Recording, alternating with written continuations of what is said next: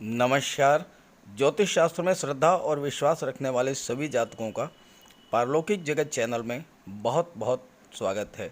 मई 2022 मकर राशि के जातकों के जीवन में नया सवेरा लाने वाले महीने की शुरुआत 8 दिन के बाद होने जा रही है।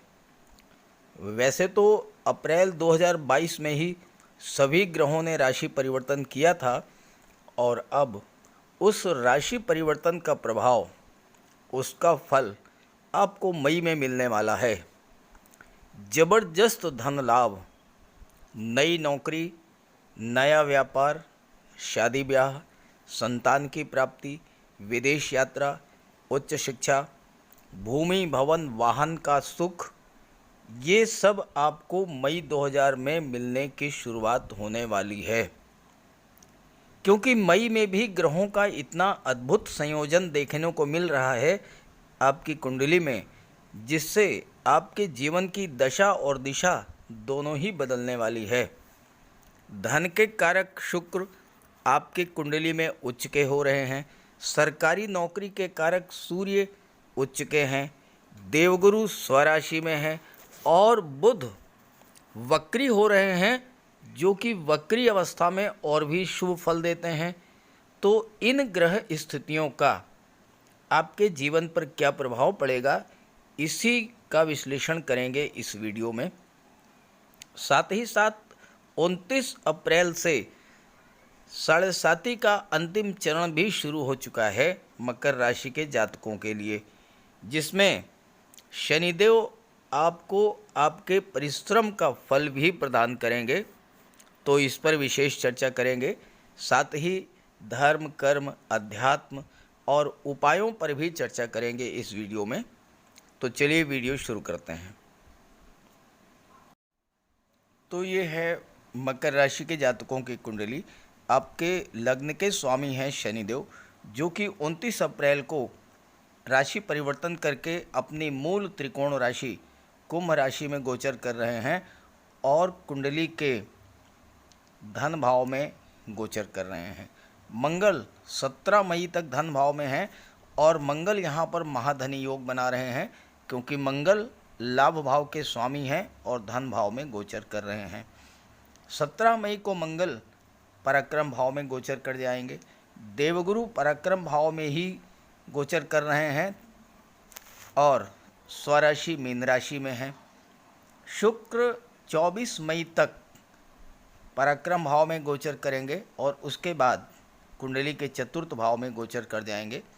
सूर्य जो कि मेष राशि में गोचर कर रहे हैं, उच्च के हैं, 15 मई तक चतुर्थ भाव में गोचर करेंगे और उसके बाद पंचम भाव में गोचर करेंगे। राहु चतुर्थ भाव में ही गोचर करेंगे। बुध पंचम भाव में गोचर कर रहे हैं और पंचम भाव में बुध वक्री होंगे और मई महीने में पंचम भाव में ही गोचर करेंगे। केतु कुंडली के कर्म भाव में शुक्र की राशि में गोचर कर रहे हैं। इसके अलावा कुंडली के अन्य भाव खाली हैं। तो चलिए अब इसके आधार पर विश्लेषण करते हैं इनके प्रभाव के बारे में। 29 मई से मकर राशि के जातकों की साढ़े साती का द्वितीय चरण खत्म हो जाएगा 29 अप्रैल से, और 29 अप्रैल से तीसरा चरण शुरू हो जाएगा और तीसरे चरण में शनिदेव आपको आपके परिश्रम का फल प्रदान करते हैं। अब शनिदेव का गोचर कितने अच्छे भाव में हो रहा है, धन के भाव में।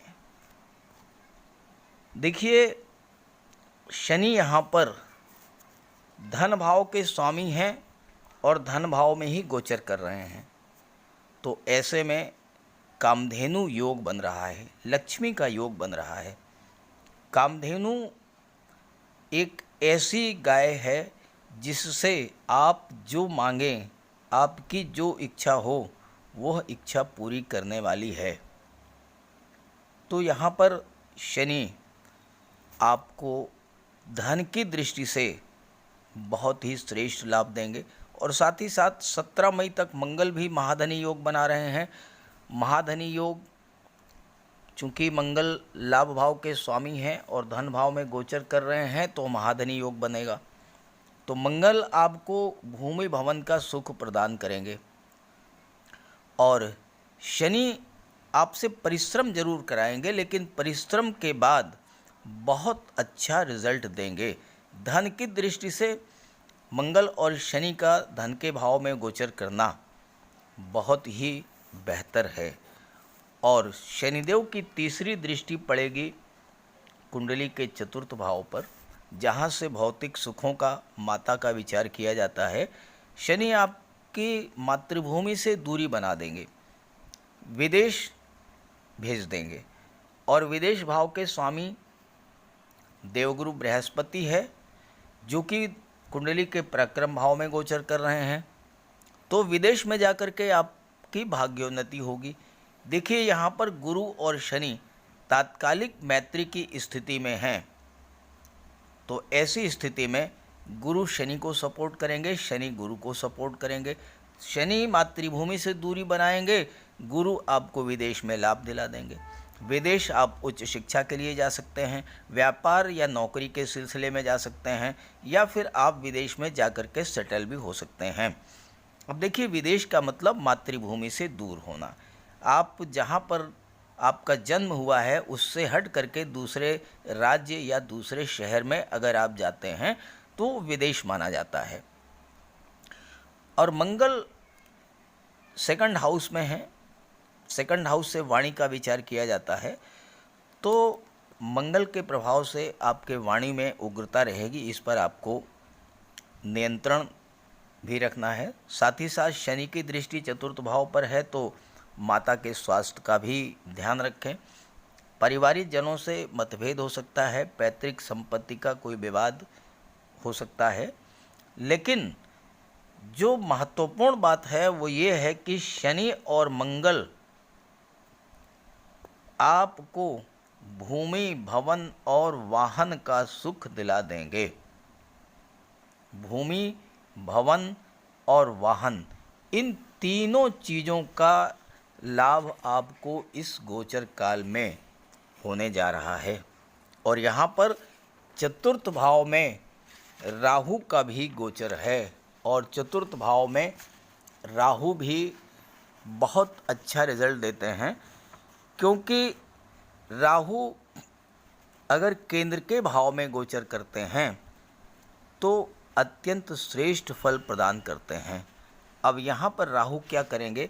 यहाँ पर राहु आपके भौतिक सुखों में वृद्धि करेंगे, यानी कि आपको भूमि, भवन, प्रॉपर्टी, इन सब का लाभ दिला देंगे। अगर आप कोई प्रॉपर्टी ख़रीदने की इच्छा रखते थे, कोई ज़मीन का सौदा आप करना चाह रहे थे लेकिन नहीं कर पा रहे थे, तो राहु करा देंगे। और चूँकि 15 मई को सूर्य पंचम भाव में गोचर करेंगे और शुक्र यहाँ पर आ जाएंगे, और शुक्र तो धन, वैभव, ऐश्वर्य और सुखों के कारक हैं और राहु के मित्र हैं, राहु को सपोर्ट करते हैं, तो व्यक्ति को जीवन में बड़े घर और बड़े वाहन की चाहत रहती है। और अगर आपकी जन्म कुंडली में चतुर्थ भाव में राहु का गोचर है तो आपको ये दोनों ही सुख मिलेंगे, बड़ा घर भी मिलेगा और बड़ा वाहन भी मिलेगा। हाँ, एक बात का ध्यान रखें कि अगर आपकी जन्म कुंडली में चतुर्थ भाव में राहु है और आप मकान बनवाने की शुरुआत आपने की है, तो कभी भी मकान को अधूरा ना छोड़ें, घर को पूरा करके ही रुकें। और साथ ही साथ घर के मेन डोर के नीचे चांदी का एक चौकोर टुकड़ा दबा दें। ऐसे करने से राहु का कोई बुरा प्रभाव अगर हो भी तो वह भी समाप्त हो जाएगा। मंगल और शनि की सप्तम दृष्टि बहुत ही श्रेष्ठ लाभ देने वाली होगी। हालांकि ये अष्टम भाव पर पड़ रही है और अष्टम भाव खराब भाव माना जाता है, लेकिन शनि अष्टम भाव के कारक है। अष्टम भाव ससुराल का भाव होता है, सास ससुर और इनलाज का भाव होता है। तो यहाँ पर शनि और मंगल आपको ससुराल से लाभ करा देंगे, लेकिन वाणी का ध्यान रखें, व्यवहार अच्छा रखें, मीठा रखें, डिप्लोमेटिक बने। आप कुछ बोलने से पहले ये सोचें कि आप जो कहने जा रहे हैं इसका दूसरे पर क्या प्रभाव पड़ेगा। तो अगर आप ऐसा करेंगे तो ससुराल पक्ष से आपको बहुत बड़ा लाभ मिलेगा। शनि की दृष्टि पड़ रही है तो आपकी आयु में वृद्धि होगी, और साथ ही साथ अगर आप रियल इस्टेट, प्रॉपर्टी डीलिंग या कंस्ट्रक्शन का कार्य करते हैं तो शनि धन भाव में बैठे हैं, आपको बहुत बड़ा लाभ दे जाएंगे। अष्टम भाव भूमि से नीचे के पदार्थों का होता है। अगर आप भूमि के नीचे के पदार्थों का व्यापार व्यवसाय करते हैं, petroleum, diesel, gas, mines, minerals, chemical products, medicine, rubber, scrap, automobile, transport, tourism, इन सब व्यापार व्यवसाय से आप जुड़े हैं तो आप नोट कर लीजिए, मई का महीना आपके लिए कुबेर का खजाना खोलने वाला है। बस इतना ही कहूँगा। धन की दृष्टि से ये महीना बहुत बड़ा और बहुत अच्छा रहने वाला है। और शनि की दशम दृष्टि देखिए लाभ के भाव पर पड़ रही है, और मंगल लाभ भाव के स्वामी हैं। शनि और मंगल क्या करते हैं? शनि आपसे परिश्रम कराते हैं, आपकी परिश्रम करने की क्षमता बढ़ा देते हैं, और मंगल आपकी एनर्जी लेवल को हाई करते हैं। परिश्रम करने की क्षमता शनि बढ़ाते हैं, आवश्यक ऊर्जा परिश्रम करने के लिए, कार्य करने के लिए जो ऊर्जा है वो मंगल प्रदान करते हैं। जब दोनों की युति है तो कार्य अगर आप 8 घंटे 6 घंटे करते हैं तो आप 10 घंटे काम करेंगे, 12 घंटे काम करेंगे, बट नेचुरल है कि जब आप काम करेंगे तो आपको उसका रिजल्ट मिलेगा। तो शनि और मंगल आपको दोनों ही बहुत श्रेष्ठ लाभ देंगे, और आपके साढ़े साथी में आपने अब तक जो परिश्रम किया है उसका लाभ आपको मिलेगा। बात करें धन की, क्योंकि धन के बगैर तो कोई काम नहीं होता।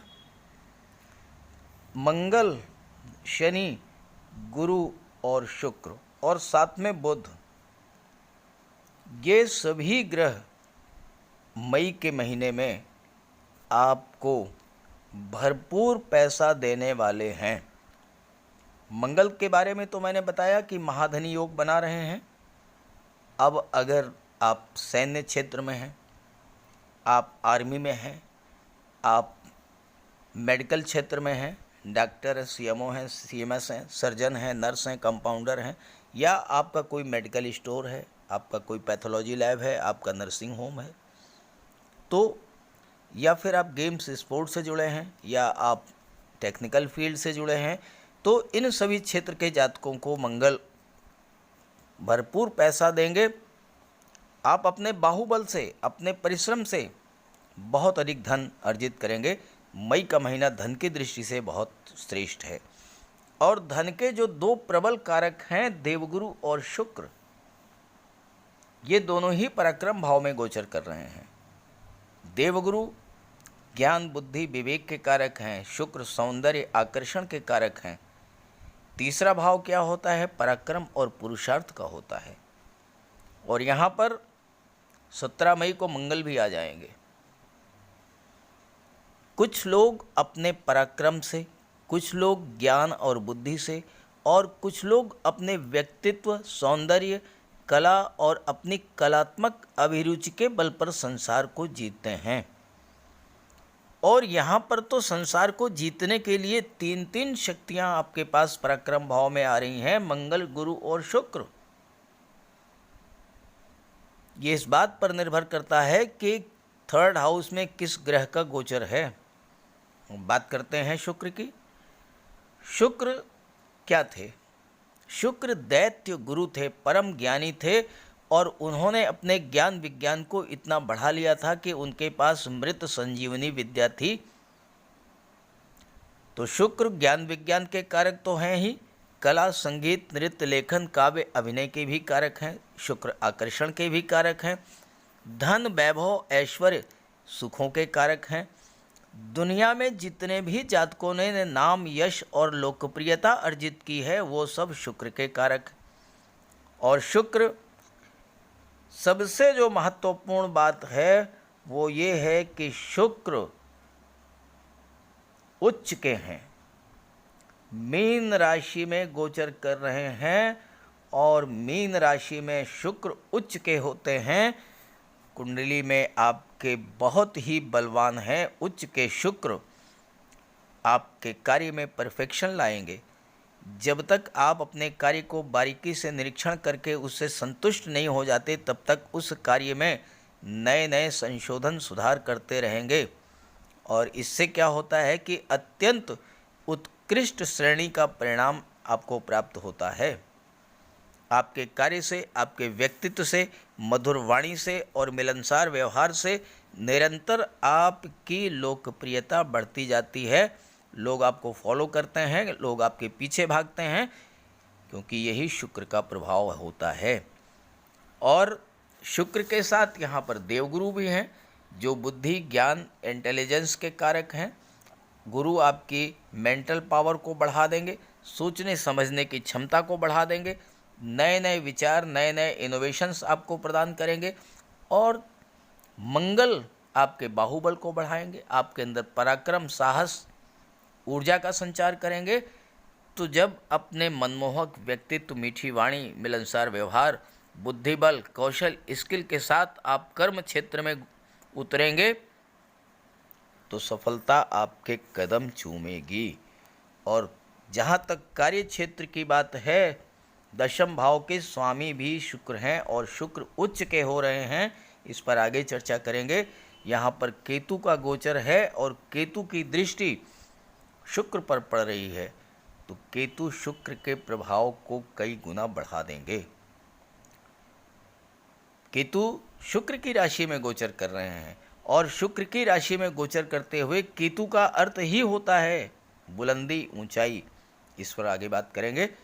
अब बात कर लेते हैं आपके नौकरी, व्यापार, कंपटीशन और संतान के बारे में। बुध का गोचर पंचम भाव में है और पंचम भाव से शिक्षा, संतान, सट्टा, शेयर, लॉटरी, लव रिलेशन और क्रिएटिविटी का विचार किया जाता है। पंचम भाव में बुध गोचर कर रहे हैं और 10 मई से 2 जून तक वक्री अवस्था में रहेंगे और वक्री अवस्था में बुध और भी शुभ फल देते हैं। साथ ही साथ 15 मई को सूर्य का भी गोचर यहाँ पर हो जाएगा और बुधादित्य राजयोग बनेगा। और बुधादित्य राजयोग इतना श्रेष्ठ राजयोग है जो कि सरकारी नौकरी का प्रबल कारक है। सूर्य और बुध का जो ये योग है वो आपको सरकारी नौकरी दिला करके रहेगा, क्योंकि छठे भाव के स्वामी बुध ही हैं। और छठा भाव क्या होता है? कंपटीशंस का होता है, प्रतियोगिताओं का होता है। तो आप बुध के प्रभाव से, सूर्य के प्रभाव से हर तरह की प्रतियोगिता आप फाइट करेंगे और जीतेंगे, क्योंकि बुध आपको कुशाग्र बुद्धि प्रदान करेंगे, आपकी मेमोरी पावर, ग्रेस्पिंग पावर को बूस्टअप करेंगे, लिखने, बोलने और अभिव्यक्ति की क्षमता को बढ़ा देंगे। वाणी पर आपका अधिकार होगा। और यहाँ पर सूर्य भी है जो कि कॉम्पिटिटिव एग्ज़ाम्स दे रहे छात्रों के लिए बहुत ही बेहतर है। अगर आप आईएएस, आईपीएस, सिविल सर्विसेज और कॉम्पिटिटिव एग्ज़ाम्स में अपीयर हो रहे हैं तो निश्चित रूप से सूर्य और बुध आपके लिए बहुत बड़ी सफलता के द्वार खोलने वाले हैं। बुध के प्रभाव से आपकी रुचि आईटी सेक्टर, मैनेजमेंट, कॉमर्स, गणित, विज्ञान, कला और साहित्य में होगी। और अगर आप इन क्षेत्रों में अध्ययन कर रहे हैं या फिर आप लेखन, अभिनय, काव्य, साहित्य और संगीत के क्षेत्र से जुड़े हैं तो भी आपको बहुत बड़ी सफलता मिलेगी। आपकी रुचि दुनिया के रहस्यों को खोजने में होगी। और बुध क्रिएटिविटी के कारक हैं, तो आप सर्वश्रेष्ठ लेखक, वैज्ञानिक या फिर ज्योतिषी बन सकते हैं। आप में अभिनय करने का भी नैसर्गिक गुण होगा और आप एक्टिंग, मॉडलिंग, टीवी सीरियल्स या मिमिक्री के क्षेत्र में भी जा सकते हैं। और बुध शेयर मार्केट के तो कारक हैं। आप शेयर मार्केट में अगर निवेश करते हैं तो बुध के प्रभाव से आपको बहुत बड़ा लाभ होगा, क्योंकि बुध आपकी सोचने समझने की क्षमता को बढ़ा देंगे और आप ये एनालाइज कर लेंगे कि किस शेयर में निवेश करने से आपको ज़्यादा लाभ होगा और आप वही निवेश करेंगे और आपको लाभ होगा। आपके अंदर बुध के प्रभाव से छोटे बच्चों से बात करने, छोटे बच्चों के साथ खेलने, छोटे बच्चों की देखभाल करने, इन सब का आपको शौक़ होगा। और पंचम भाव संतान और शिक्षा का भी होता है। शिक्षा के बारे में बात कर ली। जहाँ तक संतान की बात है तो सूर्य यहाँ पर गोचर करने जा रहे हैं और सूर्य पुत्र संतान के कारक होते हैं। सूर्य के प्रभाव से अगर आपको इस गोचर काल में संतान की प्राप्ति होती है तो वह संतान सूर्य के समान तेजस्वी होगी, बुध के समान बुद्धिमान होगी, अत्यंत भाग्यशाली और प्रतिभाशाली होगी और उसके जन्म लेते ही आपका भाग्योदय भी हो जाएगा। यहाँ पर एक बात समझने की है कि बुध का गोचर शुक्र की राशि में है। आप देखिए कितना बेहतर संयोजन है। शुक्र पराक्रम भाव में गोचर कर रहे हैं। शुक्र संतान और शिक्षा के भाव के स्वामी हैं। शुक्र कर्म भाव के स्वामी हैं, जहाँ से जॉब, कैरियर और प्रोफेशन इसका विचार किया जाता है। और मकर राशि के स्वामी हैं शनि। शनि और शुक्र दोनों परस्पर बहुत गहरे मित्र हैं और शुक्र धन, वैभव, ऐश्वर्य और सुखों के कारक हैं। तो आप नोट कर लीजिए, 7.5 के तीसरे चरण में शनिदेव आपको बहुत बड़ा लाभ देने जा रहे हैं। बात हो गई सूर्य की, राहु की। अब बात कर लेते हैं केतु के बारे में, जो कि दशम भाव में गोचर कर रहे हैं और शुक्र की राशि में गोचर कर रहे हैं।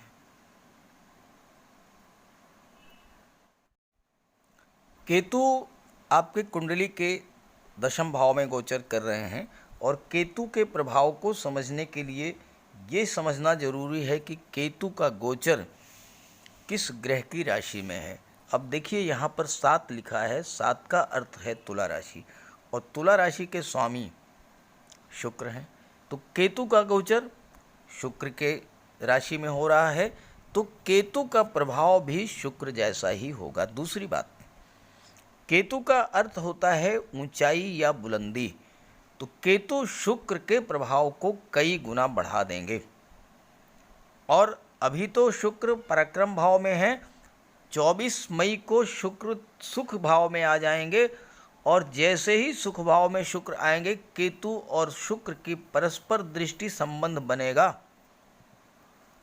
तो शुक्र आपको हर तरह का लाभ देंगे। शुक्र एकमात्र ऐसे ग्रह हैं जो सुखों के सबसे ज़्यादा कारक हैं और चतुर्थ भाव में शुक्र हों तो जातक गरीब से गरीब घर में जन्म लेकर अत्यंत सौभाग्यशाली होता है। चतुर्थ भाव में शुक्र दिग्बली होते हैं। बलवान और शुभ शुक्र अनेक दोषों का नाश करता है।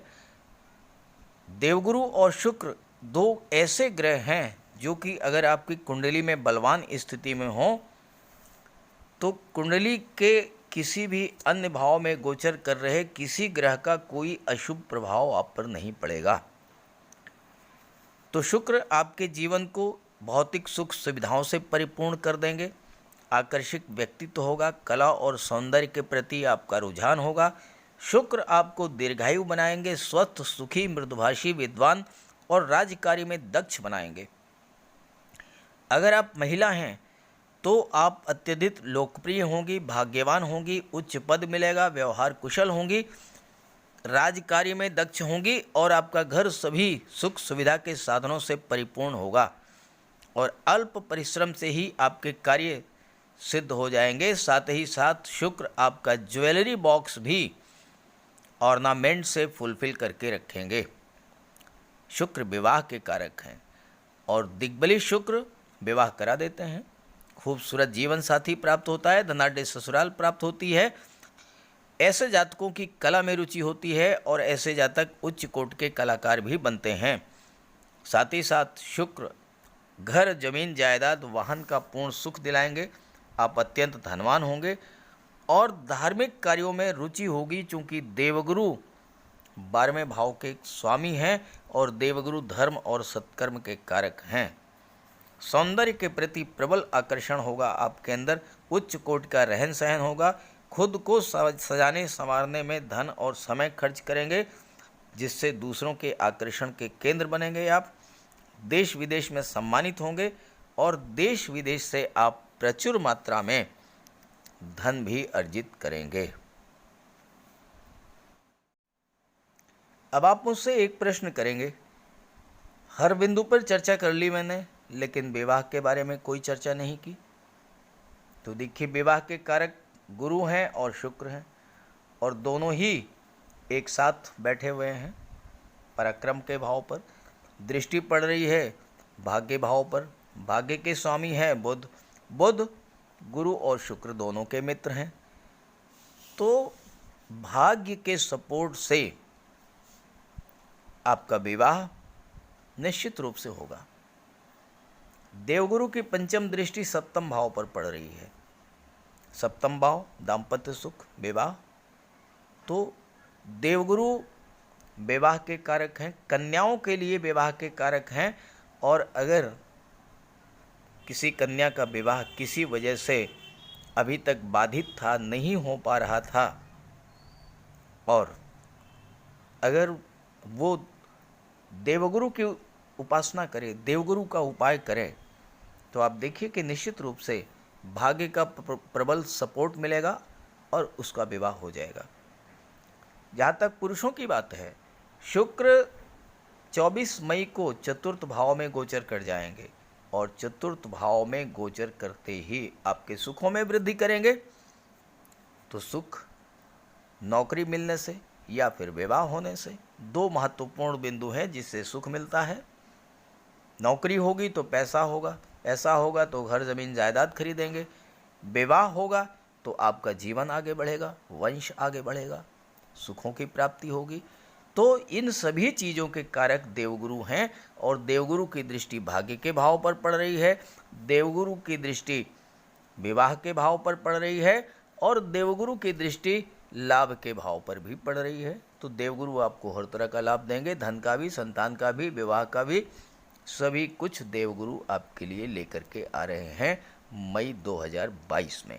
अब आइए बात कर लेते हैं उपाय और सावधानियां।